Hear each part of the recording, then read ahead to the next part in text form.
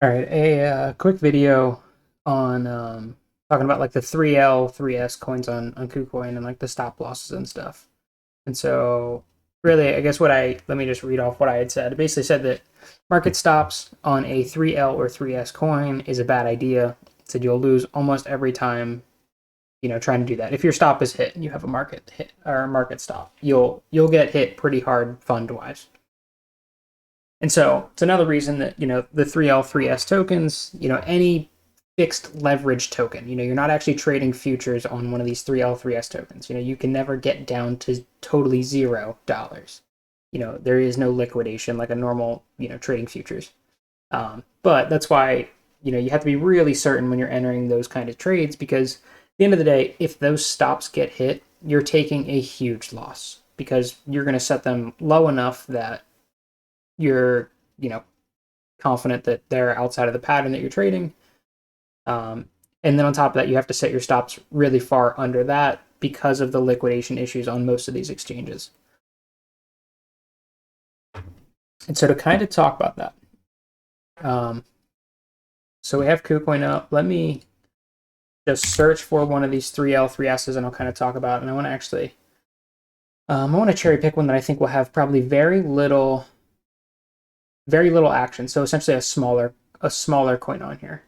I don't want to do, that's just a different coin. EOS 3S I feel like will have very little action to it. Maybe not. Let's see. Okay, so I'll try to use this as an example. Hopefully this one works. So we have EOS 3L, and so this is different than the normal one. I'm not going to go into how this is different, but just talking about the purchasing options. So essentially, if you were to buy this, you're essentially just going to put in the price that you want to pay, whether it's, 291 or whatever, and you want to buy 1,000 of them. Sure, $3,000. The important part here is what we're talking about in terms of essentially why I would avoid using the market button on any of these 3L, 3S tokens. And so get out of here, warning symbol.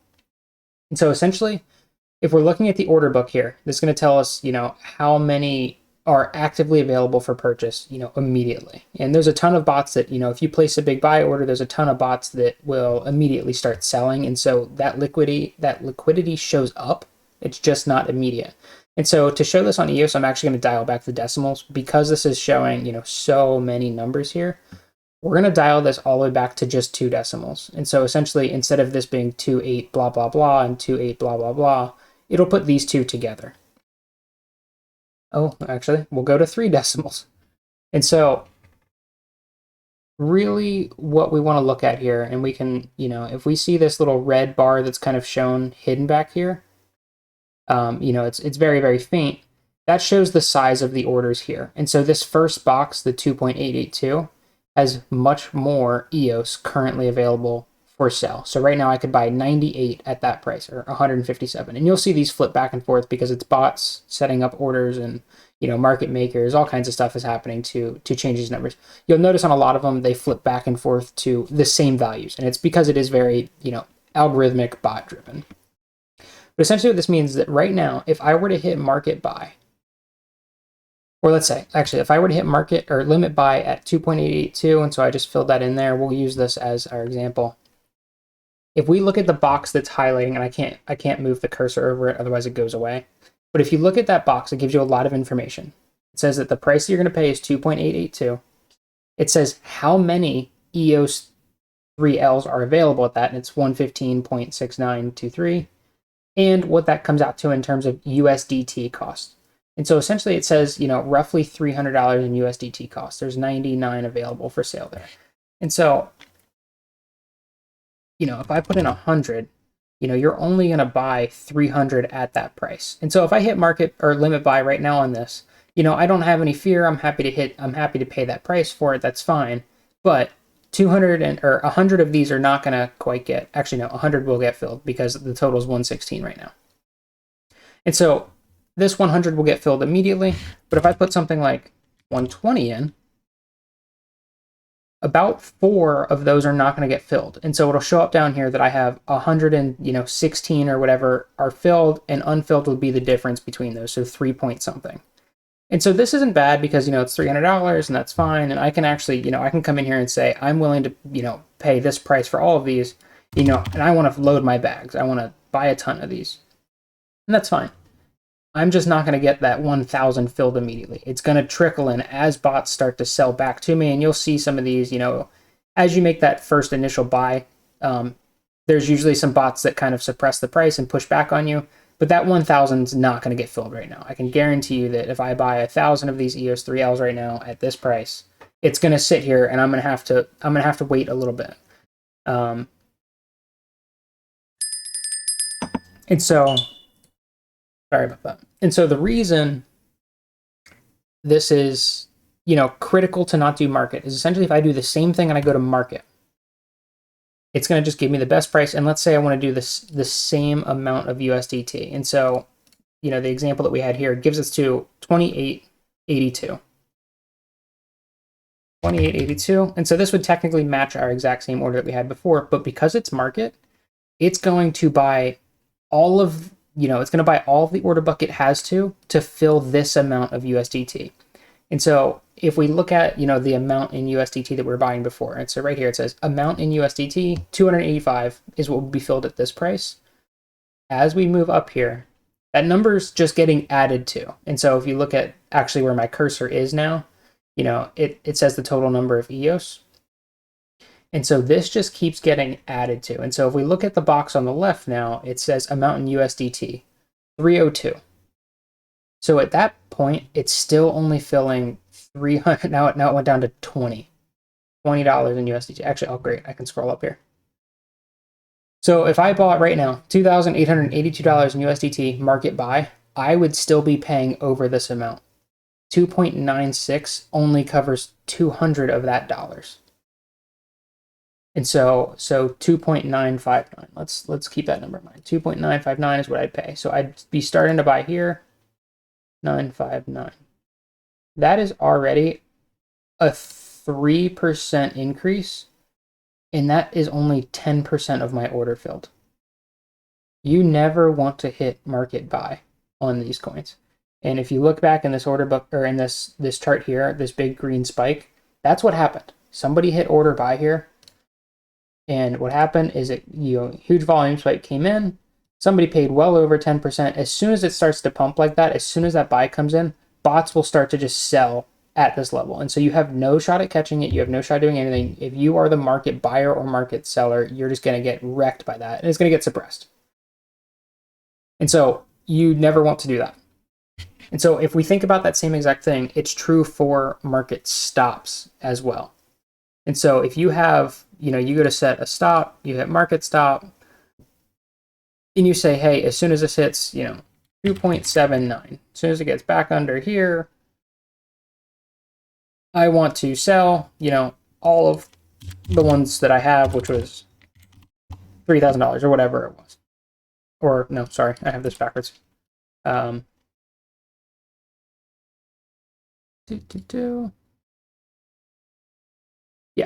And so if you think about like the market sells, what happens is as soon as your stop gets triggered, it's going to do same thing for this buy order book.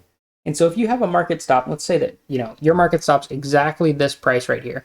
As soon as that gets hit, it's going to scroll all the way through this order book. And, all the way down to 2.80, you would only fill 1,000 USDT. So $1,117 what would be filled. And so you can imagine that extends a lot further. It's only letting me scroll that far. But you would imagine that you'd essentially do the same thing that's happening here. And so if your stop gets hit, there's already a pullback that's happened. And so if you're going to market stop, that amount that you get hit on top of that just keeps escalating as you're getting crushed by market orders. And so the trick with it is that's why these 3L3S tokens, one thing is that you don't usually want a ton of them because you do need to kind of sell them in increments. You need to kind of unload a little bit.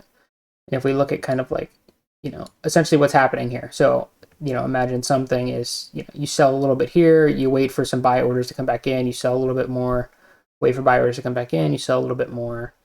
And so truly that's not that uncommon. It's something you should probably get used to because a lot of the really small caps, and if we're talking, coins that are under $30 million market caps, That's actually how I buy them. I buy them in increments. And it's essentially, it would look a lot like this, where I buy it and then some gets sold off and the price comes back down. You buy it again and you just keep, you place a couple buy orders and you just keep kind of chopping this back and forth to accumulate. And it's how market makers are going to, or whales are going to accumulate too. It's the same scenario.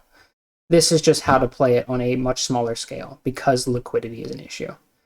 And so the way to set a stop safely, I mean, if you have a stop limit set and say you have that stop limit set and you say, at 2.8, activate my stop limit. At 2.7 or 2.79 is what I want to sell all of mine for. And let's say I've got, 1,000 of them, sure. And so what's going to happen as soon as the price hits 2.89 or 2.8, you're now putting in a huge order book here on the red side for 2.79. The problem is that this is way too close for 1,000 to get filled. So if we look at the buy order book right now, we're one 100th difference here between our price and our stops. And so that difference is the difference between 2.801 and 2.812. And if we look at the amount of people willing to, or people or bots or, whatever has these buy orders right now, the difference between this number and this number is only 15 EOS 3L, which means that 15 of these would get filled. And so immediately when that happens, those 15 get filled. You now have 985 still sitting in the order book. And what's going to keep happening is if your stop gets activated and a lot of other people's are doing the same thing, that's going to cascade and you're quickly going to move up the order book and the price is going to continue to fall and you're just going to get left behind with a sell order way high. One way to make sure that that doesn't happen, or one way to make sure that your stop gets filled, and truthfully the only way to do it, if you're going to set a stop limit on a coin like this, is one, you have to think about what your position size is. If you're holding a position of 3,000 USDT here, and you are trying to offload all of them at one time in a stop loss, then in this case, you would need something like, let's say, I want this to trigger at 2.8, and you're willing to let them go at, I don't even know what a comfortable number is, because I don't set stops on these. Let's see, 2.8 down to 2. It's tough. Realistically, to be comfortable with it, because you'd have to probably look at like where orders are filling, and I mean, it looks like there's a bunch of buying happening here. To be really comfortable, you'd have to kind of find this bottom spot here. 2.61 should do it, which is, I mean, that's a 10% loss that you're accepting already on selling. And so like things like that, that's why it becomes so additive, because if your stop's getting hit, theoretically, this coin's already pulled back. You're already in losses. And now you have to assume another 10%, maybe not 10, but, even here, 2.7, where all of this chopping is happening, that's probably a fair spot to put it, 2.7. You're still already taking a 5% loss just from the stop limit. Not even from the coin pulling back, from the stop limit. And so I don't have a great recommendation on how to set these up, because again, I don't use them, because if one of these is pulling back, these coins have a lot of chop. It's enough that you can buy in between orders and usually make a couple, this moving a couple $100, somebody places $1,000 buy order and this coin's already moved, 1% or 2% because of the liquidity. And so I don't have a great recommendation. It comes down to what your strategy is. My recommendation is don't use the stops, because you're inherently taking such a loss. With that said, if something plummets overnight, you are then coming back to, potentially more losses, potentially fewer. It's really up to strategies. It's, one of the big reasons that I say that the fixed leverage tokens can take your money as quick as they give it to you. And it's reasons like this. You have a portfolio, you make a $5,000 trade. Let's say that your stop is 10% under. And so you're already $4,500 on a $5,000 trade. Your stop then gets hit and you have it set, another 10% under to hit that. You just turned 5,000 into 4,000 in what would have only been a 3% move from the actual coin. And so just, tread lightly with them, be strategic. you just have to think about it and play it safe. They can be brutal. Liquidity is a bastard, that's for sure.